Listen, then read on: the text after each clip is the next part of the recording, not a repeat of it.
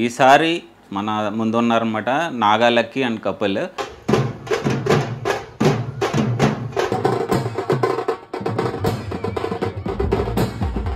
ఈ గెటప్ వల్ల నీకు పాజిటివ్ అనిపిస్తుందా, నెగిటివ్ అనిపిస్తుందా? నీకు ఎప్పుడు ప్రాబ్లం రాలేదమ్మా ఈ గెటప్ వల్ల? నాకు హెయిర్ స్టైల్తో ప్రాబ్లం లేదు. ఎక్కువ అమ్మాయిలు ఇలాగ ఎందుకు ఇష్టపడతారు అబ్బాయిల్ని? అంటే క్లాస్గా టీ షర్ట్ వేసుకొని లేకపోతే ఇన్ షర్ట్ చేసుకునే అబ్బాయిల్ని ఎక్కువగా ఇష్టపడరు. ఫంకీగా, స్టైలిష్గా, డిఫరెంట్గా ఉన్న వాళ్ళని ఎలా ఎందుకు ఇష్టపడతారు? అలా హెయిర్ స్టైల్ ఇవన్నీ ఉన్న వాళ్ళే కొంచెం సాఫ్ట్గా ఉంటారు బ్రదర్.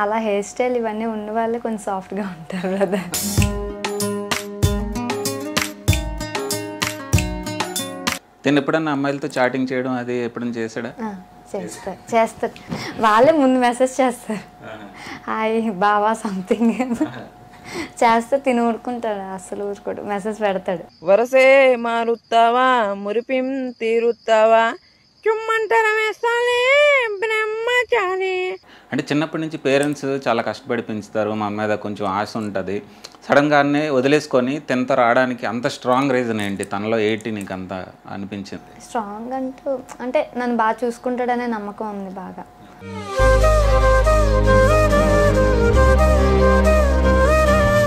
తర్వాత నుంచి ఇంకా ప్రెగ్నెంట్ అయింది. అప్పటి నుంచి జాబ్ చేయించలేదు. అప్పుడు జాబ్ చేయించిపోతే ఇంకేం జరిగిందంటే అప్పుడు ప్రెగ్నెంట్ అయింది. ఆ ఫస్ట్ బాబు పుట్టి చనిపోయారు.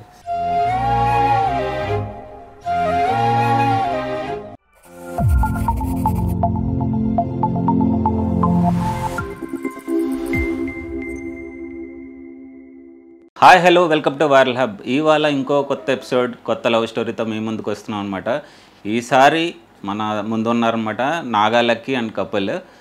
తను వైజాగ్ అనమాట. నాకు తెలిసినంత వరకు తను డ్రమ్స్ వాయిస్తాడు, తర్వాత ట్రూప్ మెయింటైన్ చేస్తున్నాడు అనమాట.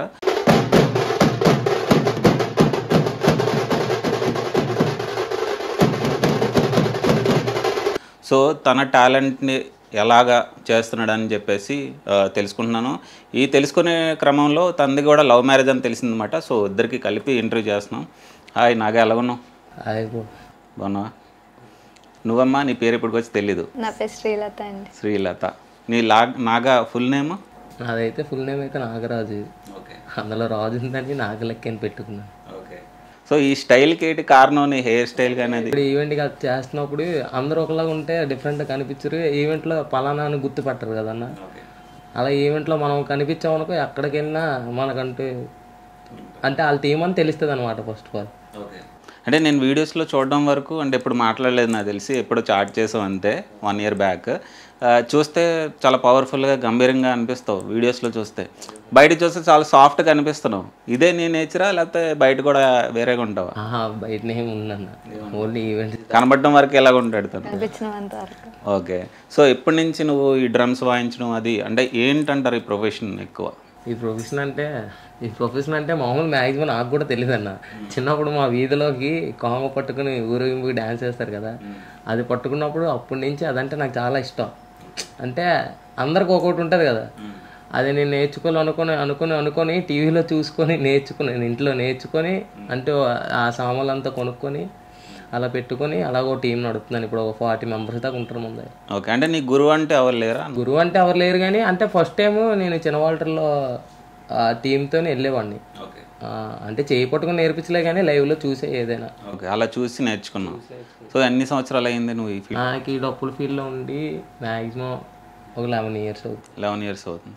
సో దీంట్లో ఎన్ని రకాలు ఉంటాయి? నాకు తెలిసి కాంగో, తీన్మార్, పంజాబీ డోల్, కేరళ డ్రమ్స్ మన దగ్గర అయితే ఇవే ఉంటాయి. అంటే కేరళ అయితే మన కల్చర్ కాదు కదా, ఇప్పుడు ట్రెండ్ అవుతుంది కదన్న. అంటే ఎక్కడ దూరం ఉన్నదాన్ని కోరుకుంటారు కానీ దగ్గర ఉన్నదాన్ని కోరుకోరు కదా. కథ రెలివిది ఇటు సైడ్ వచ్చేసరికి తీన్మార్, కాంగో ఇంకా అది లేకపోతే ఇంక పని అవుతుంది. ఓకే.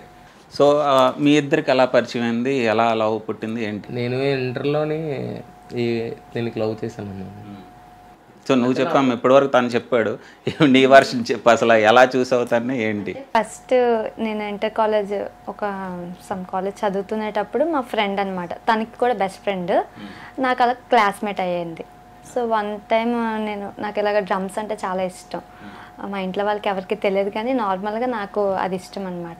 సో ఇలాగ ఈ అమ్మాయి స్టేటస్ పెట్టింది, ఇలాగ మా ఇంటికాడ మా తమ్ముడు అని చెప్తే ఒకసారి సరే మాట్లాడదాంలే అనుకొని ఇంక ఉన్నాను. తర్వాత ఆ అమ్మాయి నా నెంబర్ ఇచ్చింది అనమాట తనకి. ఇచ్చేటప్పుడు ఫోన్ చేశారు. అంటే నీ ఫ్రెండ్ వాళ్ళ తమ్ముడా? నా ఫ్రెండ్, తనకి ఫ్రెండే, అంటే అక్క తమ్ముడు అని పిలుచుకుంటారు వాళ్ళు. సో నాకు ఫ్రెండ్ కాబట్టి తనకి అక్క తమ్ముడు రిలేషన్. సో నాకు నచ్చింది, ఇలాగ డ్రమ్స్ ప్లే చేస్తారంటే లేదు మా తమ్ముడే అని చెప్పి చూపిస్తే తిని కూడా ఫోటో చూశారు నన్ను. అలా మెసేజ్ ఇవన్నీ చేసుకుంటాను. స్టార్టింగ్లో కూడా అదే హెయిర్ స్టైల్ అదే డిఫరెంట్గా ఉండేవాడు? అప్పుడు ఇంకా డిఫరెంట్గా ఉండేవాడు, పైకి ఇలాగ రింగ్ ఉండేది కొంచెం డిఫరెంట్. ఎక్కువ అమ్మాయిలు ఇలాగ ఎందుకు ఇష్టపడతారు అబ్బాయిల్ని? అంటే క్లాస్గా టీ షర్ట్ వేసుకొని లేదా తిన్ షర్ట్ చేసుకునే అబ్బాయిల్ని ఎక్కువగా ఇష్టపడరు. ఫంకీగా స్టైలిష్గా డిఫరెంట్గా ఉన్న వాళ్ళని ఎలా ఎందుకు ఇష్టపడతారు? అలా హెయిర్ స్టైల్ ఇవన్నీ ఉన్న వాళ్ళే కొంచెం సాఫ్ట్గా ఉంటారు బ్రదర్. అలాగంటారా? అలా లవ్ స్టోరీ మొదలైంది మాకు. మీ ఫ్యామిలీ బ్యాక్గ్రౌండ్ ఏంటి? మా ఫ్యామిలీ మా మమ్మీ, నేను, మా చెల్లి ఉన్నారు. మా మమ్మీ, మా డాడీ ఇక్కడే. ఏం చేస్తుంటారు father? Father fruits seller. So first మీ లవ్ స్టోరీలో తను ప్రపోజ్ చేసిందా, నువ్వు ప్రపోజ్ చేసావా? మెసేజ్ అయితే నేను చేశాను కానీ నా బర్త్డేకి అయితే తనే లవ్ అంటే ప్రపోజ్ చేసింది. ఎన్నాళ్ళకి? నేను చెప్పలేదు కానీ నా బర్త్డే రోజు బీచ్లో, మన బీచ్లోనే చెప్పింది, ప్రపోజ్ చేసింది. పరిచయం అన్నాళ్ళకి? సెప్టెంబర్ 5th, నేను నాకు గుర్తుంది బాగా, సెప్టెంబర్ 5th అనుకుంటాను. అది ఏంటంటే రాధాకృష్ణుడు పండుగ అవుతుంది. సో అప్పుడు చెప్పాను, ఒక 1 టైం మీట్ అవుదామని చెప్పి మీట్ అయినాక బీచ్లో ఒకసారి మీట్ అయ్యాం. అలాగే ప్రపోజ్ చేసాం. నా వైఫ్ది నాది కూడా September 5th ప్రపోజ్ డేట్ అనమాట. సో కోఇన్సిడెంట్ అయ్యింది. సో మీ ఫ్యామిలీ బ్యాక్గ్రౌండ్ ఏంటి? మీ ఫాదర్ ఏం చేస్తుంటారు? మా ఫాదర్ అయితే మామూలు వాచ్మెన్ చేస్తారని, మమ్మీ అయితే మామూలుగా పనికి వెళ్తుంది, ఇంటి పని ఉంటుంది కదా. ఫస్ట్ లవ్ చేస్తున్నాను అన్నప్పుడు ఏంటి ఫీలింగ్ మీ ఇంట్లో? మా ఇంట్లో చెప్పలేదన్న, నేను ఫస్ట్ 3 yearsతో చెప్పలేదు. 3 years వరకు చెప్పలే? బయట తిరుగుతున్నా ఏమీ తెలియలేదా? ఇంటి దాకా రాము కదన్న. ఓకే, అంటే ఫ్రెండ్స్ అయినా ఎవరన్నా చుట్టాలు ఎవరో ఒకరు చూస్తారు కదా. మన కుర్రోళ్ళకి తప్ప మ్యాక్సిమం మా ఫ్యామిలీ వాళ్ళకి ఎవరికి తెలియదు. తర్వాత కొన్ని ఇన్సిడెంట్స్ అయిన వల్ల ఇంట్లో తెలియడం, స్టేషన్కి వెళ్ళడం అవన్నీ జరిగింది. స్టేషన్ కూడా అయింది. ఏంటి ఆ ఇన్సిడెంట్? ఆ ఇన్సిడెంట్ ఏంటంటే, నేను ఈ అమ్మాయికి 3 years లవ్ చేసాను నేను. అయిన తర్వాత నేను ఇంట్లో చెప్పమని చెప్పాను. అంటే మనకి అలాగా మేము డ్రమ్స్, వినాయకుడు అంటే ఇష్టం, అలాగ అనుకుని వినాయక చవితి రోజే ఇంట్లో చెప్పు అని చెప్పాను అనమాట. అది కూడా నాకు సీజన్, అది నేను కష్టపడిందంతా మామూలుగా అయితే నా దాంట్లో ఉన్నదంతా ఈ సంవత్సరంలో ఒక్కసారి ఉంటుంది నాకు సీజన్ అనేది. నేను అప్పుడే ఇంట్లో చెప్పమన్నాను. ఫస్ట్ డేనే మార్నింగ్ పూజ చేసుకున్నట్టే నాకు ఫోన్ చేసిన, ఒకసారి చెప్పు ఇంట్లో ఏమంటారు అంటే అక్కడి నుంచి కొంచెం లాంగ్వేజ్ వేరేగా వచ్చిందనమాట ఎవరు. అలా వచ్చిన తర్వాత నేను ఇంట్లో చెప్పించిన తర్వాత ఇంకా మన దగ్గర రానవ్వలేదు. ఓ 15 days తన్ని వేరే ఊరు తీసుకొని వెళ్ళిపోయి నా దగ్గర రానోక నేను ఎటు వెళ్ళినా నాకు దొరక్క నాకు అలా జరిగింది. ఓకే, తర్వాత ఎలా మరి కలుసుకున్నారు ఏంటి? కలుసుకున్నారంటే వీళ్ళ ఫ్యామిలీ అంటే ఈవిడ కొంచెం హ్యాంగింగ్ చేసుకుందన్నమాట 15 daysలో అక్కడ. అంటే ట్రై చేసుకుని అప్పుడు డైరెక్ట్గా ఇంకా నా దగ్గర 4th town స్టేషన్ దగ్గర తీసుకుని వచ్చి నాకు ఫోన్ చేయించి వాళ్ళతో పాటు మొత్తం అన్ని రాయించుకొని. ఎవరు తీసుకొచ్చారు? వీళ్ళ ఫ్యామిలీ, డాడీ, మమ్మీ, మా అయ్యగారు ఇలా తీసుకొని వచ్చారు. అప్పుడు ఇంకా మనకి 15 రోజులు నాకు అసలు నేను అన్నం గిన్నం ఏం తినలేదన్న. అలా అయిపోయింది. నాకు ఇంక ఫోన్ రాగానే ఇంక మా అమ్మని, మా అన్నయ్యని, మా డాడీ మొత్తం అందరిని పట్టుకుని అప్పుడు వెళ్ళి మొత్తం అన్నీ రాయించుకొని అలా ఇంకా ఆ రోజు ఫస్ట్ రోజు మాట్లాడిన అయిపోయిన వెంటనే సింహాసనం తీసుకెళ్ళి పెళ్లి చేసుకున్నాను. అంటే వీళ్ళు క్యాస్ట్ ఫీలింగ్ ఎక్కువ వీళ్ళకి. మా క్యాస్ట్ కోసం వచ్చి మేము ఎస్సీ అని వచ్చి వీళ్ళు కాపులు. ఇప్పటికి వచ్చి 3 years అవుతుందన్న మేము మ్యారేజ్ చేసుకుని. ఇప్పటికి వచ్చి వీళ్ళ తల్లిదండ్రులు కూడా మాకు తెలియదు. మరి వాళ్ళే తీసుకొచ్చారు కదా మీరు? అవును, తీసుకుని వచ్చి అంటే మా కూతురు ఇంకా మాకు సంబంధం లేదు, ఏదైనా మీద పూచి అనుకున్న చెప్పినట్టుగా ఇచ్చారు. అంటే చిన్నప్పటి నుంచి పేరెంట్స్ చాలా కష్టపడి పెంచుతారు, మా మీద కొంచెం ఆశ ఉంటుంది. సడన్గానే వదిలేసుకొని 10th రావడానికి అంత స్ట్రాంగ్ రీజన్ ఏంటి? తనలో ఏంటి నీకు అంత అనిపించింది? స్ట్రాంగ్ అంటే నన్ను బాగా చూసుకుంటాడనే నమ్మకం ఉంది బాగా. మా మమ్మీ వాళ్ళకి అంత చెప్పాను కానీ వాళ్ళు కొంచెం అంటే అమ్మాయిని అంత బేగా ఇచ్చేయడానికి కూడా ఎవరు ఆలోచించారు కదా. సో వాళ్ళకి కొంచెం క్యాస్ట్ ప్రాబ్లం ఉంది. ఓన్లీ క్యాస్ట్ అని అంటే జాబ్ అంటే జాబ్ గురించి అయితే ఏం కాదు, ఓన్లీ ఆ క్యాస్ట్ అని చెప్పి మా మమ్మీ వాళ్ళు కొంచెం దూరం పెడుతున్నారు అంతే. సో నీకు ఎంత సంపాదన వచ్చేది, అంటే తను పెళ్లి చేసుకున్న టైంకి నీకు ఎంత సంపాదన వచ్చేది ఏంటి? నాకు ఓ సీజన్ ఇలాగ అంటే వినాయక చవితి సీజన్లో అయితే ఒక 1,50,000 2 లక్షలు అంటే అలా చూసి మన బాయ్స్ అందరికి ఒక మనకు ఒక 80-90 మిగిలిందండి. ఓకే, అంటే సీజన్ బట్టే ఇయర్ మొత్తం ఉండదు? ఇయర్ మొత్తం ఉండదన్న. మామూలుగా అంటే ఇప్పుడు ఇన్స్టాలో ఫేమ్ అవుతున్నాం కాబట్టి మ్యాక్సిమం మనకి ఈవెంట్స్ అంటే మ్యాక్సిమం ఎవరు పెళ్లి చేసుకున్న బర్త్డే పార్టీకి అలా మెచ్చర్ ఫంక్షన్కి ఈవెంట్స్ అలాగా ఏదో ఒకటి వస్తూనే ఉంటుంది అన్న. మ్యాక్సిమం నెలలో నేను ఒక 7-8 డేట్స్ చేస్తాను. నాకు ఇదే పని, ఇంకేం పని మనం చేయాలి. సో ఇప్పుడు నువ్వు ఇన్స్టాలో ఇంట్రడ్యూస్ చేయలేనట్టుంది కదా వైఫ్ని? కానీ ఎక్కువ వీడియోస్ ఏమన్నా కావచ్చు. బిఫోర్ చేసాం, ఎందుకంటే ఇవన్నీ తీసుకొని వచ్చిన తర్వాత బాగా చదివించాను అన్న. చదివించిన తర్వాత ఈవిడ డిస్టేషన్ కొట్టింది, నర్సు జిఎన్ఎం నర్సింగ్లోనే డిస్టేషన్ కొట్టింది. తర్వాత నుంచి ఇంకా అంటే ప్రెగ్నెంట్ అయింది. అప్పటి నుంచి జాబ్ చేయించలేదు. అప్పుడు జాబ్ చేయించిపోతే ఇంకేం జరిగిందంటే అప్పుడు ప్రెగ్నెంట్ అయింది. నాకు ఫస్ట్ బాబు పుట్టి చనిపోయారు. ఆ తర్వాత మళ్ళీ కొన్ని రోజులు వెయిట్ చేసిన తర్వాత అక్కడి నుంచి మళ్ళీ బాబు పుట్టాడు నాకు. ఓకే ఓకే, చూసాను, బాబుని చూసాను, బాగున్నాడు. అప్పటి నుంచి అలా బాబు పుట్టిన తర్వాత అప్పటి నుంచి మ్యాక్సిమం మొన్నటి నుంచే 4 months అవుతుంది జాయిన్ అయ్యింది. ఇప్పుడు చాలామంది అడుగుతారు అనమాట, ఏంటి నువ్వు ఓన్లీ కపుల్ ఇంటర్వ్యూస్ ఎక్కువ చేస్తావు అని చెప్పి అడుగుతుంటారు. నాకు ఏంటంటే కొంచెం సాఫ్ట్ కార్నర్ ఏంటంటే నాకు కూడా లవ్ స్టోరీ కాబట్టి కొంచెం కనెక్ట్ అవుతుంది అనమాట. దాంట్లో చాలా ఫెయిల్యూర్ స్టోరీస్ ఉంటాయి, చాలా బాధలు ఉంటాయి, చాలా సక్సెస్ఫుల్ స్టోరీస్ ఉంటాయి. ప్రతి స్టోరీ డిఫరెంట్గా ఉంటుంది అనమాట. ఈ కపుల్కి వచ్చేసరికి వాళ్ళు ఎన్నో కష్టాలు పడి వచ్చారు, తర్వాత తనని చదివించాడు తను. ఇలాంటి పాయింట్స్ క్యాచ్ చేయండి. అంటే లవ్ స్టోరీలో అన్నీ ఒకటిలాగా ఉండవు. తను ఎంతో సపోర్ట్ చేస్తూ వాళ్ళ వైఫ్ని చదివించుకొని నర్సింగ్కి సపోర్ట్ చేశాడు అనమాట. అలాగే తను కూడా ఏదో వర్క్ చేసుకుంటున్నాడు, అంతేకాని ఏదో ఆకతాయిగా లవ్ చేసి చేయడం కాదు. సో సమాజానికి మెసేజ్ కూడా నేను ఇవ్వట్లేదు, ఎందుకంటే జస్ట్ ఎంటర్టైన్మెంట్ కోసం వాళ్ళ లైఫ్ స్టోరీ చూసుకోవడానికి ఒక చిన్న ఇంటర్వ్యూ టైప్ అనమాట. సో ఇంకా మీ గురించి తెలుసుకోవాలంటే ఇప్పుడు ప్రజెంట్ మరి ఏం ట్రై చేస్తారా మీరు? ఫాదర్ కానీ మదర్ కానీ కాంటాక్ట్ అవ్వడానికి కానీ ఎప్పుడైనా ట్రై చేసావా? ట్రై చేస్తాను. ఫస్ట్ ఇవి మ్యారేజ్ అయిన 3 monthsకి ఒక పొంగల్ హాలిడేస్ ఆ టైంలో కాల్ చేస్తాను మా ఫాదర్కి. ఫోన్ చేస్తే కొంచెం రెక్లెస్గా మాట్లాడి ఇంకా ఆపేశారు. మొన్న మళ్ళీ ఒక 10 days బ్యాక్ కాల్ చేసాం, కొంచెం మాట్లాడుతున్నారు, పర్వాలేదు ఇప్పుడు. అంటే మీ సైడ్ అంటే పేరెంట్స్ కాకపోయినా పెద్దమ్మ, పిన్ని, బాబాయ్ ఎవరో ఒకరు ఉంటారు కదా, వాళ్ళందరూ ముందుగానే మాట్లాడుతున్నారు. కానీ అది ఎవరికి బయటికి తెలియదు. ఓన్లీ మా ఫాదర్ అయితే ఈ 10 days నుంచి మాట్లాడుతున్నారు. బాబుని అది చూసారా ఎప్పుడైనా? డైరెక్ట్ చూసారా? ఓన్లీ ఫొటోస్ చూడడం? ఓన్లీ ఫొటోస్ చూడడం, డైరెక్ట్గా ఎప్పుడు చూడలేదు. మీ ఇంట్లో నువ్వు ఒక్కరిదానివనే? మా చెల్లి ఉంది. చెల్లి ఉన్నది. తను ఏం చేస్తుంది? తను ఇప్పుడు MBA చదువుతుంది. ఓకే. సో ఏ ఏజ్లో మీరు లవ్ చేశారు, ఏ ఏజ్లో మ్యారేజ్ చేసుకున్నారు? నా ఏజ్ అంటే 21 స్టార్ట్, 18 yearsలో లవ్. ఓకే. సో ఇప్పుడు ఆల్మోస్ట్ 4 years అవుతుంది అనుకోవచ్చు యావరేజ్గా. సో ఎలా ఉంది? స్టార్టింగ్లో ఉన్నట్టున్నాడా, ఇప్పుడు ఏమన్నా మారాడా ఏంటి? స్టార్టింగ్లో ఉన్నట్టే ఉన్నాడు సేమ్, కాకపోతే తనకి చిన్న కోపం ఎక్కువ. ఫస్ట్లో నాకు అది కనిపించదు కాదు, ఇప్పుడు చాలా ఎక్కువ కనిపిస్తుంది. ఓకే. ఆ టైంలో ఎవరు ఎక్కువ గొడవ పడతారు, ఎవరు సర్దిపుచ్చుకుంటారు? నేను ఎక్కువ గొడవ పడతాను, కానీ తను నాకన్నా ఎక్కువ గొడవ పడతాను. నేనే సైలెంట్ అవ్వాలి కానీ తను మాత్రం సైలెంట్ అవ్వడం. సో నీకు బయటికి వెళ్ళి ఈవెంట్స్ వెళ్తుంటావు, ఖాళీ ఉండదు, అదే టైంలో నాకు ఎక్కడైనా తిప్పమని అలాంటి ఏమన్నా ప్రెజర్ ఉంటుంది నీకు? ఆ ప్రెజర్ అయితే లేదండి నాకు. నేను ఈవెంట్కి వెళ్ళినా అంటే మా కుర్రోళ్ళు పెట్టేసి నేను వచ్చేయగలను, కానీ మ్యాక్సిమం డ్యూటీకి వెళ్ళి వస్తారు కాబట్టి నాకు ఎలాగ మధ్యాహ్నం నుంచి నైట్ దాకా ఉంటాయి ఈవెంట్స్. సో నీకు ఆ బాధ లేదంటావు? బాధ లేదు, కానీ తిప్పమంటే తిప్పుతాను, కన్ఫర్మ్గా తిప్పకుండా ఉంది. కానీ నేను అంత ప్రెజర్ చూపించాను, అంటే బయటికి తిప్పు అనే అంత కాదు. ఇప్పుడు స్టార్ట్ చేద్దాం వీడియోస్ ఇవన్నీ, ముందు అలా చేస్తాం అలా చేద్దాం అని చెప్పి ఇప్పుడు అడుగుతున్నాను. ఇంకా నేను అది కూడా ప్లాన్ చేద్దామని చెప్పి పెడతాను. నీకు ఈ ఫీల్డ్లో బాగా సపోర్ట్ చేసింది ఎవరు?